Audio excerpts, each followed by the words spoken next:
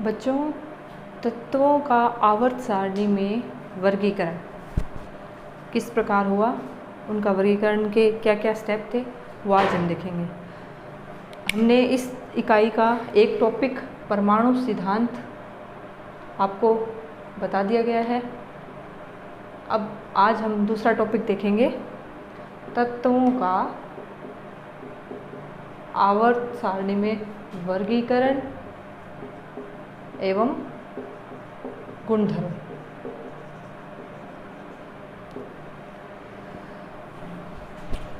तत्वों का वर्गीकरण पढ़ने से पहले आपको कुछ 2-3 शब्द हैं जिनके बारे में आपको जानकारी होनी चाहिए। ये बार बार आगे यूज़ में आएंगे। जैसे एक तो शब्द बोला जाएगा परमाणु क्रमांक और एक आएगा परमाणु भार। बच्चों, परमाणु क्रमांक किसी भी तत्व या परमाणु में उपस्थित प्रोटॉन संख्या के बराबर होता है। जितने प्रोटॉन होंगे किसी भी तत्व में, उसका परमाणु क्रमांक उतना ही होगा। जैसे हम बात करें, कुछ मैं आपको तत्व बता देती हूँ। जैसे हाइड्रोजन का परमाणु क्रमांक 1, helium 2, lithium 3, beryllium 4, boron 5, carbon 6, nitrogen 7, oxygen 8, fluorine 9, neon 10। तो जिस तत्व का, ये क्या है तत्वों के परमाणु क्रमांक, किसी भी तत्व का परमाणु क्रमांक उसमें उपस्थित प्रोटॉन की संख्या के बराबर होता है। और जब यह तत्व या परमाणु उदासीन अवस्था में है तो इतने ही इसमें क्या पाई जाती है, इलेक्ट्रॉन संख्या। क्या पाई जाती है बच्चों, इतनी ही इसमें इलेक्ट्रॉन संख्या। हमने नील्स बोर का मॉडल देखा था, उसमें आपको ये बताई थी मैंने परमाणु की संरचना, कि परमाणु के मध्य भाग में नाभिक है, उसके चारों ओर ऊर्जा स्तर है। इसे हमने क्या कहा था, नाभिक। उस समय तक चर्चा हुई थी कि नाभिक में क्या पाया जाता है बच्चों, प्रोटॉन। इसीलिए कैसा होता है, यहाँ प्लस लिखते हैं ये, या यह क्या होता है, धनावेश।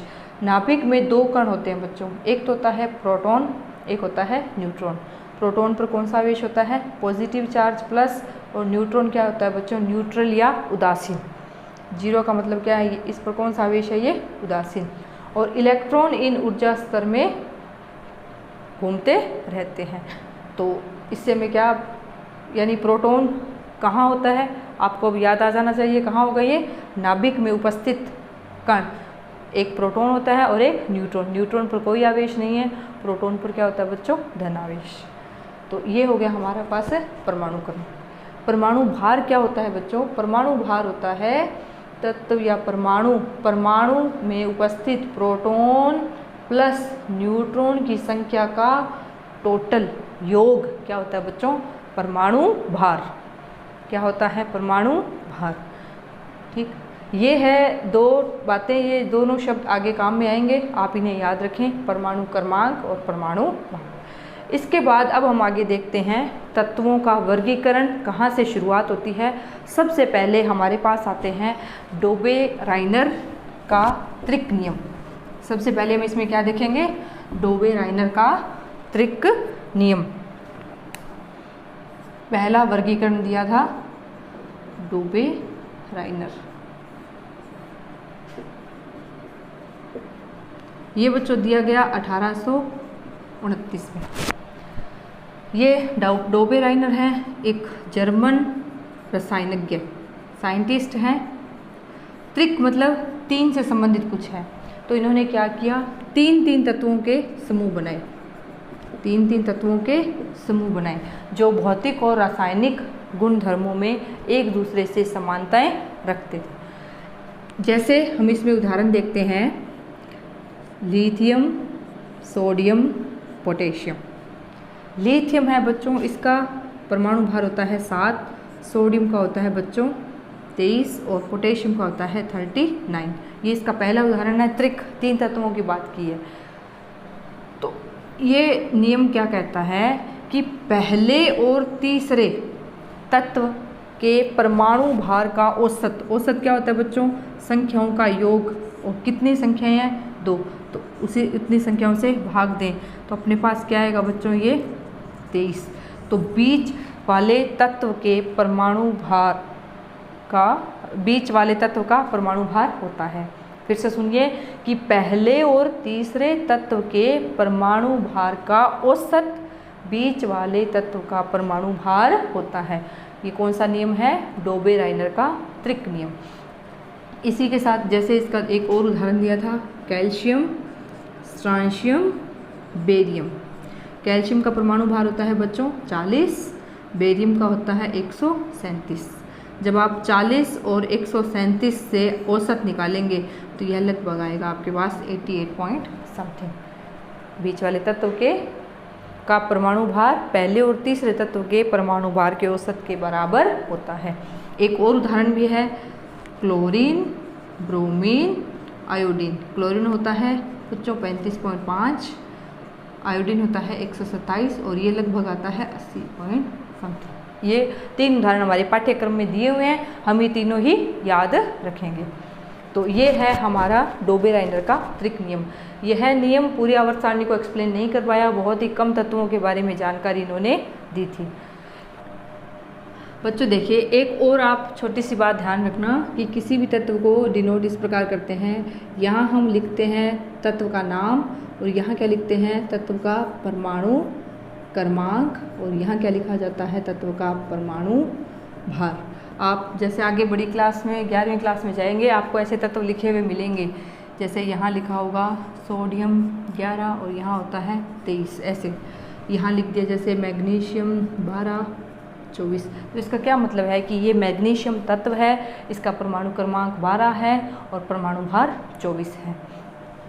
ये है। इसके बाद दूसरा वर्गीकरण के लिए दूसरे वैज्ञानिक आए थे हमारे पास, न्यूलैंड, और उनका नियम था न्यूलैंड का अष्टक नियम। अब दूसरा नियम देखते हैं, न्यूलैंड का अष्टक नियम।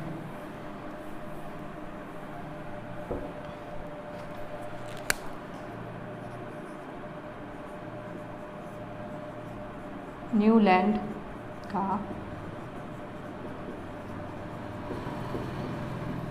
अष्टक नियम। यह नियम बच्चों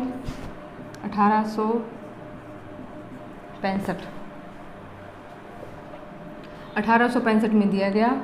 अष्टक यानी 8 से संबंधित है इसमें कुछ। तो इस नियम के अनुसार बच्चों क्या बताया गया कि पहले और आवर्त सारणी में जो व्यवस्था की गई, इनकी जो बनाई हुई आवर्त सारणी में, कि पहले और 8वें तत्व के गुण धर्म यानी भौतिक और रासायनिक गुणों में समानता पाई जाती है। तो जैसे हम उदाहरण लेते हैं, lithium, beryllium, boron, carbon, nitrogen, oxygen, fluorine. ये पहला यानी ये दूसरा आवर्त है हमारा। तो इसमें देखिए, जैसे मैं नंबर दे रही हूँ, इसका परमाणु क्रमांक नहीं लिख रही, नंबर अपने देखते हैं, 1, 2, 3, 4, 5, 6, 7। तो ठीक 8वां तत्व क्या आता है लिथियम के नीचे, सोडियम। इसके बाद magnesium, aluminium, silicon, phosphorus, sulphur, chlorine, और क्लोरीन के बाद यहाँ क्या आता है, पोटेशियम, और यहाँ क्या होता है, कैल्शियम। तो ये कहता है पहले और 8वें तत्व के गुण धर्म एक दूसरे से एक समान है। इससे 8वां तत्व पोटेशियम। इसी प्रकार ये तीनों तत्व एक साथ एक ही वर्ग में रखे गए हैं और इनके गुणों में बहुत सी समानताएं पाई जाती हैं। तो ये किस नियम के द्वारा एक्सप्लेन किया गया, न्यूलैंड का अष्टक नियम। लेकिन इस नियम के द्वारा केवल 20 तत्वों तक ही यह नियम है सही सिद्ध हुआ। उसके बाद यह इस नियम का कोई भी पालन नहीं हो पाया।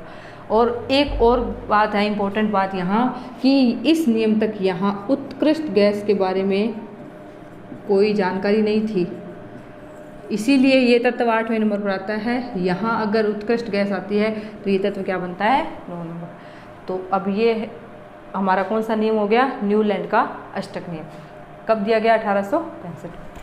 इसके बाद हम देखते हैं तीसरा नियम, वो है मेंडलीफ का आवर्त नियम। क्या नाम है बच्चों इसका, मेंडलीफ का आवर्त नियम।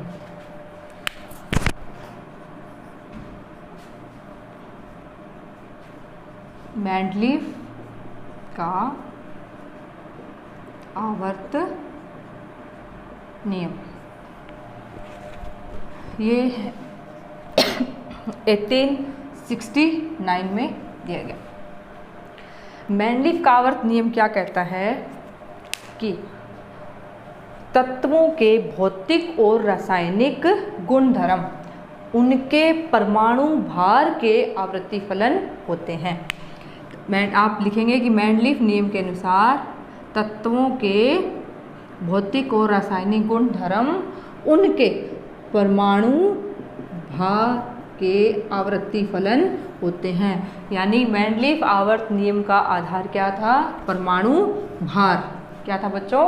परमाणु भार। इस नियम के कुछ विशेषताएं, कुछ पॉइंट इन्होंने बताए, वो देखिए। उसमें पहला है, इन्होंने कहा आवर्त सारणी इन्होंने बनाई, उसमें बताया इन्होंने आवर्त सारणी में क्षैतिज पंक्तियां और एक होती हैं ऊर्ध्वाधर पंक्तियां। क्षैतिज समझते हैं आप इस तरह से, जिसमें हम कैसे गुणों का अध्ययन करेंगे, बाएं से दाईं ओर बढ़ने पर। क्षैतिज पंक्तियां, इन्होंने कहा इसमें क्षैतिज पंक्तियां हैं जिन्हें हम क्या कहते हैं? आवर्त, और इनकी संख्या कितनी बताई? 7। इसी प्रकार ऊर्ध्वाधर पंक्तियां, जिसमें हम गुणों का अध्ययन करते हैं वर्ग में ऊपर से नीचे बढ़ने पर, और इनका नाम क्या दिया गया? वर्ग, और इनकी संख्या कितनी बताई बच्चों? इन्होंने 8।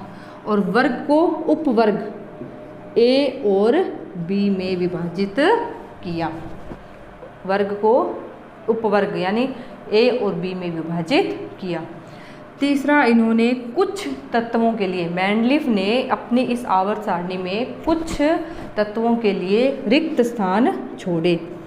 कुछ तत्वों के लिए रिक्त स्थान छोड़े, और छोड़े गए रिक्त स्थान पर आने वाले तत्व हैं उनके बारे में इन्होंने, उनके कुछ गुणों के बारे में इन्होंने पहले ही पूर्वानुमान लगाया कि आने वाले तत्वों में इस तरह के भौतिक और रासायनिक गुण प्रेजेंट होंगे। और जब इन छोड़े गए रिक्त स्थान पर तत्वों की खोज हुई और जब उन तत्वों को यहाँ रखा गया, तो मेंडलीव के द्वारा दिए गए पूर्वानुमानित जो गुण धर्म थे वो इससे बहुत से गुण हैं वो मेल खाते थे, या बहुत से गुण हैं वो इनके जैसे ही सेम थे। रिक्त स्थान छोड़े थे, उनको क्या, कौन कौन से रिक्त तत्वों के लिए यहाँ रिक्त स्थान इन्होंने छोड़ा था? जैसे स्कैंडियम, गैलियम और जर्मेनियम। स्कैंडियम के लिए जो स्थान छोड़ा उसका नाम क्या था? एका, बोरॉन, एका एल्यूमिनियम और एका सिलिकॉन। और इन्होंने जो कुछ गुण बताए थे वो बाद में जब यहाँ इनसे मिलान किए गए तो बहुत से गुणों में समानता थी। इसके बाद है, ये इनके हो गए कुछ विशेषताएं, और इसके बाद इसके हम देखेंगे कमियों को। मेंडलीव आवर्त नियम के कुछ दोष, या हम इसे क्या कह सकते हैं? कमियां। तो पहला दोष क्या था? मेंडलीव ने हाइड्रोजन की स्थिति के बारे में कोई जानकारी नहीं थी। क्यों? क्योंकि हाइड्रोजन है पहले वर्ग से भी संबंध रखता है और वर्ग 17 से भी संबंध रखता है, लेकिन इसकी कोई भी सही स्थिति नहीं बता पाई।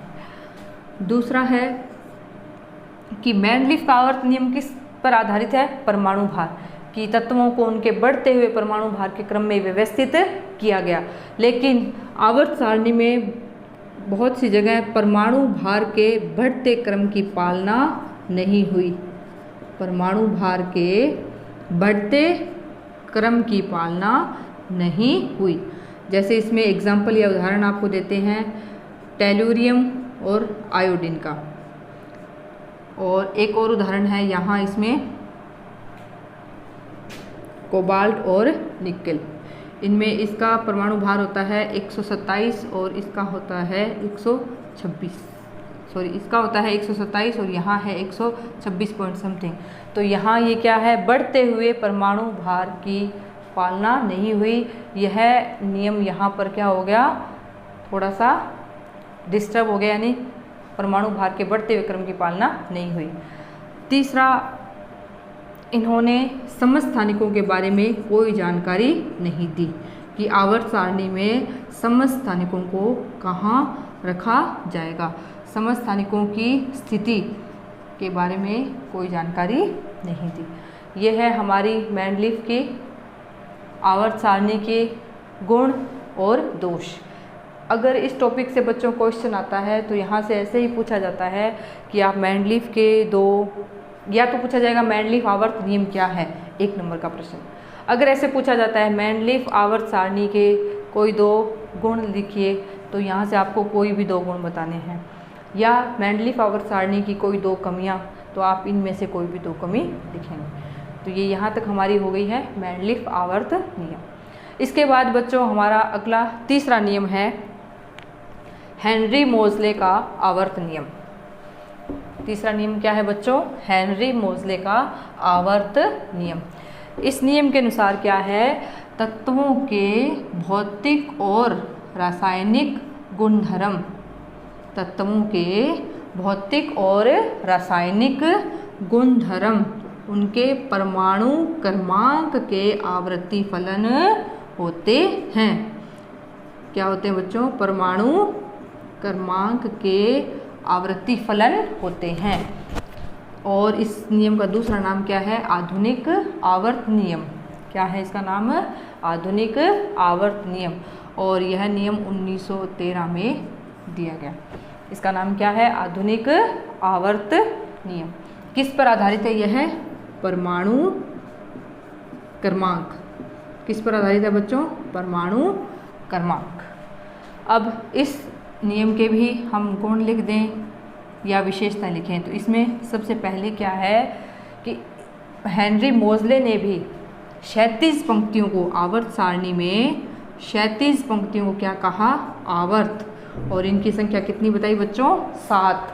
कितनी बताई, 7। और ऊर्ध्वाधर पंक्तियाँ, और ऊर्ध्वाधर पंक्तियाँ, इनको क्या बताया बच्चों, वर्ग। क्या कहा, वर्ग। और इनकी संख्या कितनी दी गई, 18। इनकी संख्या कितनी दी गई, 18। इसके बाद 7 आवर्त, जैसे हम अपने यहाँ लिखते हैं इनको,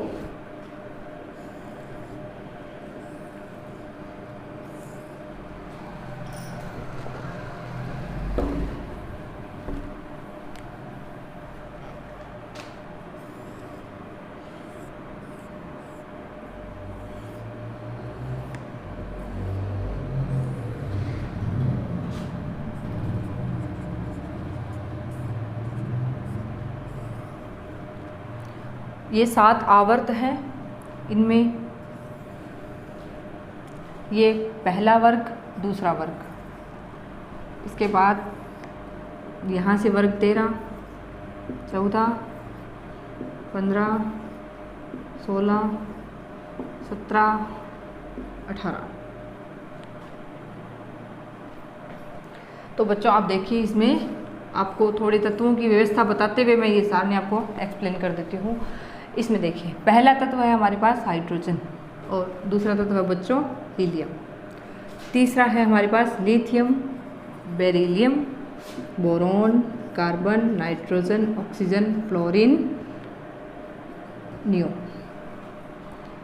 sodium, magnesium, aluminium, silicon, phosphorus, sulphur, chlorine, argon. तो हम ये आवर्त आपके सामने बनाए हैं। इसी से आपको देखिए कुछ पॉइंट्स हैं, ध्यान से देखिए आप। इसमें पहली बात, हमने परमाणु सिद्धांत पढ़ा था, उसमें आपको नील्स बोर का मॉडल बताया था, जिसमें मैंने आपको कहा था कि यहाँ एक क्वांटम संख्या ली गई थी, मुख्य ऊर्जा स्तर, जिसे हमने नाम दिया था। क्या नाम दिया था बच्चों, मुख्य ऊर्जा स्तर, जिसे हमने किससे दर्शाया था, n। ये आपको याद आ रहा होगा n कहाँ आया था। उसमें आपको मैंने एक परिकल्पना बताई थी कि घूमते हुए इलेक्ट्रॉन का कोणीय संवेग mvr क्या होता है बच्चों, H/2 पाई का पूर्ण गुणज या पूर्णांक होता है। यहाँ ये हमारे पास n है। तो n क्या है बच्चों? मुख्य ऊर्जा स्तर, यानी ये कोश n की वैल्यू है, कोश को डिनोट करती है। तो इसी तरह से हम यहाँ 7 आवर्त हैं, तो जैसे यहाँ ये एक जो आवर्त है वो n की वैल्यू है, वो मुख्य ऊर्जा स्तर को दर्शाती है। जैसे अगर n बराबर अगर 1 है तो पहला आवर्त, n की वैल्यू अगर 2 है तो दूसरा आवर्त, n की वैल्यू अगर 3 है तो तीसरा आवर्त, n की वैल्यू 4 है चौथा, 5 है तो पाँचवा आवर्त, 6 है तो छठा और 7 है तो सातवां आवर्त। ये है अपने पास n की वैल्यू। इसके बाद अब हम देखते हैं, इसी के ये विशेषताएं बनती है कि हम लिखेंगे कि पहले आवर्त में, पहला आवर्त है कितने तत्व हैं इसमें, यहाँ लिखें जैसे पहले आवर्त में कितने तत्व हैं? 2, हाइड्रोजन और हीलियम 2 ही हैं। फिर लिखेंगे हम दूसरा आवर्त, कितने तत्व हैं? लिथियम बेरिलियम 1 2 3 4 5 6 7 8, कितने तत्व हो गए? 8। तीसरे में 2, यहाँ से 6, तो तीसरे में भी कितने हैं? 8। चौथे आवर्त में, अब यहाँ से देखिए चौथे आवर्त में पहला दूसरा 2 तत्व भी आएंगे, यहाँ से कितने आएंगे? 6, 8 तो हैं ही। बीच में यहाँ से क्या है बच्चों? ये यहाँ बीच में आएंगे,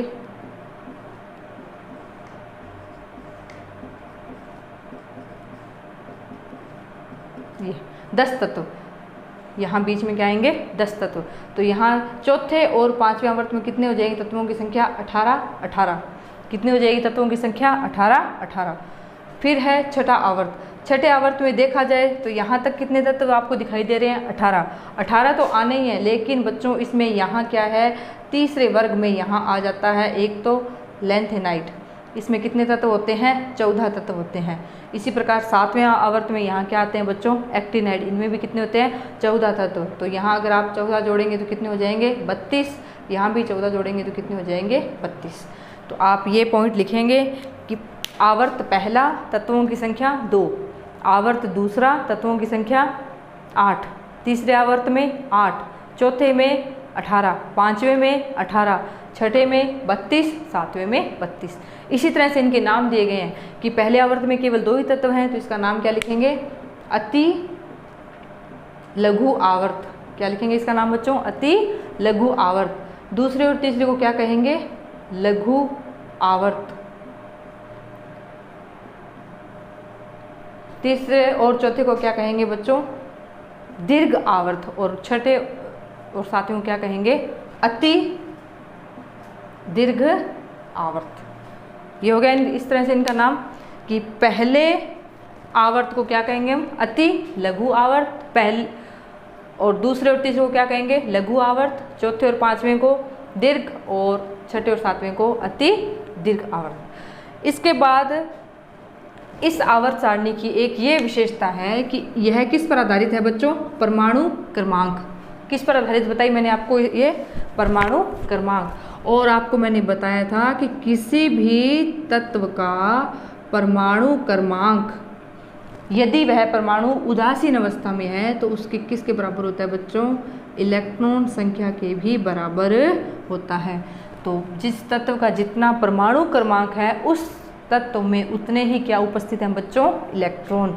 और यह आवर्त सारणी, हेनरी मोजले की आवर्त सारणी किस गुण को, तत्वों के किस गुण को निरूपित करती है? यह तत्वों के इलेक्ट्रॉनिक विन्यास को निरूपित करती है। और इस इलेक्ट्रॉनिक विन्यास के आधार पर ही हम सभी तत्वों को उनके भौतिक और रासायनिक गुणधर्मों के आधार पर ही अलग अलग वर्ग और अलग अलग आवर्त में व्यवस्थित करते हैं। तो अब आप देखिए यहाँ ये इतनी सारणी बनाने का मेरा क्या अभिप्राय है कि यहाँ पहले आवर्त के तत्व के बाहरी कोश में जितने इलेक्ट्रॉन होंगे पहले वर्ग में, जैसे यहाँ लिथियम के बाहरी कोश में कितने इलेक्ट्रॉन हैं? 2s1। तो यहाँ हर बार आगे आवर्त बढ़ेगा लेकिन बाहरी कोश में इलेक्ट्रॉनों की संख्या बच्चों क्या रहेगी? सेम रहेगी। ये है एक ही वर्ग के तत्वों में समानता कि इन सभी तत्वों के बाहरी कोश में उपस्थित इलेक्ट्रॉन की संख्या समान होगी, चाहे इनके परमाणु क्रमांक कोई भी हो। जैसे दूसरे वर्ग की बात करें तो यहाँ इसका क्या है? 3s2, आवर्त कौन सा आ गया 4 है तो 4s2, 5s2, 6s2। बाहरी कोश का विन्यास लिखा है बच्चों मैंने, ये विन्यास हमारे सिलेबस में है नहीं, हम 11वीं में पढ़ेंगे, लेकिन ये सामान्य सी बात आपको ये लिखी हुई भी मिलेगी, इसलिए आपको बता रही हूँ कि इनके बाहरी कोश का विन्यास है वो क्या होता है, बिल्कुल समान होता है। इसके बाद अब आप देखिए इन तत्वों को इलेक्ट्रॉनिक विन्यास के आधार पर आवर्त सारणी को 4 भागों में बांटा गया है। आवर्त सारणी को 4 भागों में बांटा गया है कि पहले और दूसरे वर्ग के तत्वों में बाहरी कोश का इलेक्ट्रॉन s उपकोश में भरा जाता है, इसलिए ये पहला और दूसरा वर्ग क्या कहलाता है बच्चों, s ब्लॉक तत्व। क्या कहलाता है बच्चों, s ब्लॉक तत्व। जबकि वर्ग 13 से 18 के तत्वों में बाहरी कोश का इलेक्ट्रॉन किस में भरा जाता है, p में। किस में भरा जाता है बच्चों, p में। इसलिए इन तत्वों को हम क्या कहते हैं, p ब्लॉक तत्व। ध्यान से सुनिए कि वर्ग 13 से 18 के तत्वों में बाहरी कोश का इलेक्ट्रॉन किस में भरा जाता है, p उपकोश में। इसलिए वर्ग 13 से 18 के तत्वों को क्या नाम दिया जाता है, p ब्लॉक तत्व। इसी प्रकार वर्ग 3 से 12 के तत्वों में बाहरी कोश का इलेक्ट्रॉन किस में भरा जाता है, d उपकोश में। इसलिए इन तत्वों को क्या कहा जाता है बच्चों, d ब्लॉक तत्व। और इसके बाद यहाँ जो मैंने आपके अभी बात की थी लेंथेनाइड और एक्टिनाइड, जो 14 तत्व हैं, इन्हें आवर्त सारणी में स्थान नहीं मिला। ये आवर्त सारणी से बाहर नीचे 2 कॉलम में बनाए गए हैं और इन तत्वों में बाहरी कोश का इलेक्ट्रॉन किस में भरा जाता है बच्चों, f कोश में। इसलिए इन्हें क्या कहते हैं, f ब्लॉक तत्व। क्या कहते हैं इन्हें, f ब्लॉक तत्व। इसी के साथ इनके एक और नाम है, आपको मैं बता देती हूँ। जैसे कि पहले और दूसरे वर्ग को हमने क्या कह दिया, इलेक्ट्रॉनिक विन्यास के आधार पर इनके 4 वर्ग हमने बांट दिए, लेकिन फिर भी इनका नाम होता है सामान्य नाम। s ब्लॉक के तत्वों को क्या कहा जाता है, क्षारीय धातु और क्षारीय मृदा धातु। जैसे इसमें पहला वर्ग है, इसे हम क्या कहते हैं, क्षारीय धातु, और दूसरे वर्ग को क्या कहते हैं बच्चों, क्षारीय मृदा धातु। अगर आपसे पूछा जाए कि क्षारीय धातु के कोई 2 उदाहरण बताइए, तो आप क्या बताएंगे, लिथियम और सोडियम। क्षारीय मृदा धातु तो बेरिलियम और मैग्नीशियम। कम से कम आपको मैं 30 तत्वों तक तो आवर्त सारणी याद करवाऊंगी कि अगर कोई भी अगर संक्रमण तत्व का पूछा जाए तो आप बता सकते हैं कि उसमें आयरन आता है, उसमें निकल आता है, कॉपर आता है। ये उदाहरण है। उसके बाद यहाँ वर्ग 13 से 18 के जो तत्व हैं, इन्हें हम क्या कहते हैं, निरूपक तत्व, या क्या कहते हैं, मुख्य तत्व। क्या नाम होता है इनका, निरूपक तत्व या मुख्य तत्व। तो बच्चों वर्ग 13 से 18 के तत्वों का क्या नाम है, निरूपक तत्व, या हमने p ब्लॉक और मुख्य तत्व भी कहते हैं। इसके बाद वर्ग 3 से 12, इसके बाद हम क्या देखेंगे, वर्ग 3 से 12 का नाम है बच्चों संक्रमण तत्व। क्या कहते हैं इन्हें, संक्रमण तत्व। और वर्ग 6, ये वर्ग 3 में आने वाले आवर्त 6 और 7 में जो 14 तत्वों की 2 सीरीज़ हैं जो आवर्त सारणी से बाहर व्यवस्थित हैं, नीचे की ओर बनाई गई हैं, इनको f ब्लॉक तत्व कहते हैं। इनका अगर दूसरा नाम पूछा जाए कि f ब्लॉक तत्वों का दूसरा नाम, तो आप क्या बताएंगे बच्चों, अंतः संक्रमण तत्व। क्या कहते हैं इन्हें, अंतः संक्रमण तत्व। ये है हमारे पास तत्वों के अन्य नाम भी हैं, तो आप ध्यान रखिए अगर पूछा जाए संक्रमण तत्वों के उदाहरण तो आप बता देंगे। यहाँ मैं बता देती हूँ, ये आपको मैं लिखवा भी दूंगी, स्कैंडियम, वेनेडियम, टाइटेनियम, क्रोमियम। तो इसमें 2 धातु याद कर लेंगे आप, कॉपर और आयरन। इसके बाद ये हमारे पास हो गए निरूपक तत्व। इसी में एक आता है आपके पास वर्ग 18। वर्ग 18 है, इसका नाम होता है बच्चों उत्कृष्ट गैस या उत्कृष्ट तत्व। तो यहाँ से पूछा जाता है कि किन्हीं 2 उत्कृष्ट तत्वों के नाम, तो आप लिख सकते हैं हीलियम, नियोन, आर्गन, क्रिप्टॉन। ये आपको 2 तो कम से कम याद हो, हीलियम और नियोन। तो ये है हमारी मैंडलीफ की आवर्त सारणी। अब इस आवर्त सारणी में भी कुछ कमियां थी, दो कमी है वो मैं आपको बता देती हूँ। आवर्त सारणी की पहली कमी है कि इन्होंने भी हाइड्रोजन की स्थिति के बारे में कुछ निश्चितता नहीं बताई। दूसरी कमी है कि इसमें लैंथेनाइड और एक्टिनाइड को आवर्त सारणी जो इतनी हमने बनाई है आवर्त सारणी, इस आवर्त सारणी में कोई भी स्थान नहीं दिया गया। ये है हेनरी मोजले की दो मुख्य कमियां। तो ये हमारा आज का टॉपिक आधुनिक आवर्त नियम। यहाँ तक आपको मैंने 4 नियम बता दिए हैं। फिर भी इस लास्ट नियम पे मैं एक बार और थोड़ा सा आपको इसका ब्रीफ बता देती हूँ, आपको इसमें क्या क्या याद करना है। फिर से आप देखिए ध्यान से।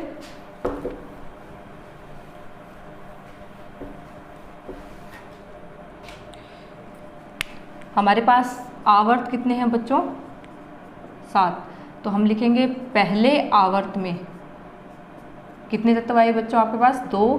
दूसरे आवर्त में 8। ये अब मैंने आपको लिख के बता दिए, दिखा दिए कैसे आए हैं। तो अब आपको ये याद हो जाने चाहिए कि ये 8 कैसे हुए। 2 यहाँ थे और 6 यहाँ। उसके बाद तीसरा कितने तत्व? 8। चौथे आवर्त में 18। पाँचवें में 18। छठे में 32 और सातवें में कितने हैं? 32। इसी आधार पर इनके नाम दिए हैं कि अति लघु आवर्त दोनों, और ये दीर्घ आवर्त, और लास्ट वाले दोनों क्या हैं? अति दीर्घ आवर्त। इसके बाद एक और छोटी सी परिभाषा है वो और देख लीजिए। परा यूरेनियम तत्व 1 अंक की पूछी जा सकती है।